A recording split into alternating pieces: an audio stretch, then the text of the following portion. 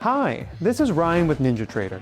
In this video, we're covering 10 do's and don'ts to know before you place your first live futures trade. Making the move from sim trading to live futures markets is a big movement, and where preparation meets real capital, and where even small decisions can start to feel more significant. Live trading brings added pressure that can influence how you think, react, and manage risk. And that's exactly why having a clear set of habits in place before you get there can make a real difference. Let's start with the 5 do's. The first is to build a written trading plan before you place your first live order.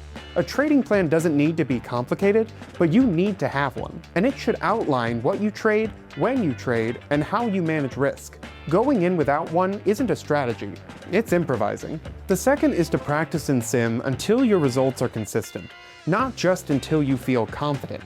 It's easy to mistake a few good trades for readiness. Simulation trading gives you space to test your approach across different market conditions without financial pressure. The goal is repeatable results, not just short-term wins. The third is to learn not just what margin and leverage are, but how they work. These concepts are often introduced early, but not always fully understood. Margins and leverage directly impact how much you can trade and how quickly gains or losses can add up. Understanding them in practice, not just in theory, matters. The fourth is to start with micro futures contracts to limit your early exposure.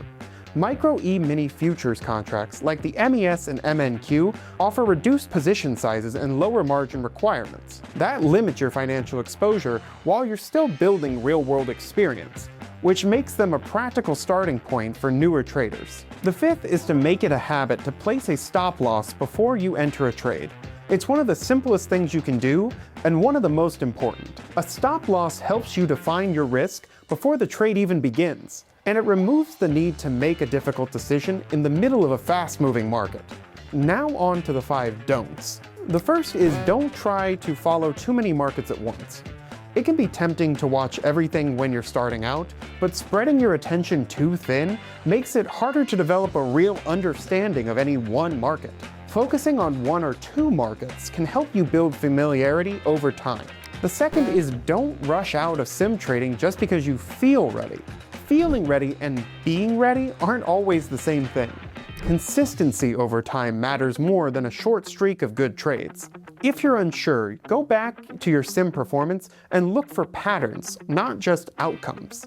The third is don't underestimate how quickly leverage can amplify losses. Leverage can move in your favor, but it can also move against you fast. Even small price changes can have a larger than expected impact on your account. This is where disciplined risk management becomes essential. The fourth is don't hold a futures contract through contract expiration. Each futures contract has its own expiration cycle.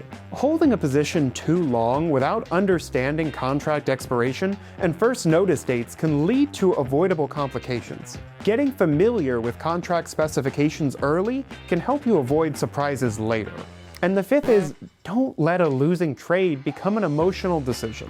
One of the fastest ways to lose consistency is to abandon your plan mid-trade. It's natural to feel pressure when a trade moves against you, but reacting emotionally can make things worse. Having predefined rules in place can help you stay grounded when it matters most. Most early trading mistakes aren't about strategy, they're about discipline. Building good habits now, before the pressure of live capital is involved, gives you something to fall back on when the market gets unpredictable. By focusing on these do's and don'ts, you can give yourself a framework to manage risk, stay disciplined, and keep yourself improving over time. Moving into live futures trading doesn't have to feel like a leap. With the right preparation, it can feel like a natural next step on your futures trading journey.